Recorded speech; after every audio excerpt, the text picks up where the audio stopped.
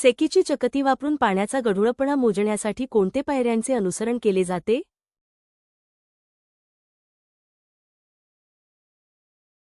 सेकीची चकती वापरून पाण्याचा गढूळपणा मोजण्यासाठी होडीतून तलावाच्या किंवा नदीपात्राच्या मध्यापर्यंत जा. सेकीची चकती एका दोरीला बांधून पाण्यात खाली सोडा. पांढरा आणि काळा भाग अदृश्य होईपर्यंत चकती खाली सोडा आणि दोरी स्थिर ठेवा. पांढरा आणि काळा भाग अदृश्य झाल्यावर पाण्याच्या पृष्ठभागावर दोरीला टाचणी टोचून म्हणून चिन्हांकित करा. दोरी हळूहळू वर ओढा आणि चकतीचा पांढरा भाग दिसू लागताच ओढणे थांबवून दोरीला टाचणी लावून म्हणून चिन्हांकित करा.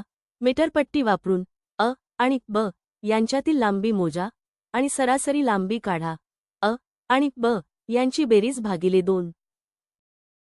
सेकीची चकती वापरून पाण्याचा गढूळपणा मोजण्यासाठी सर्व पायऱ्यांचे अनुसरण केले जाते.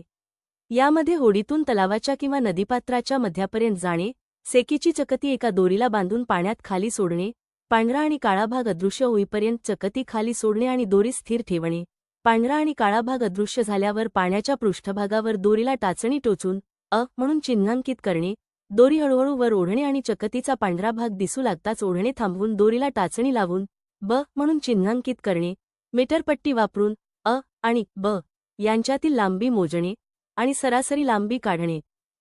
आणि यांची बेरीज भागिले 2 या सर्व पायऱ्यांचा समावेश होतो.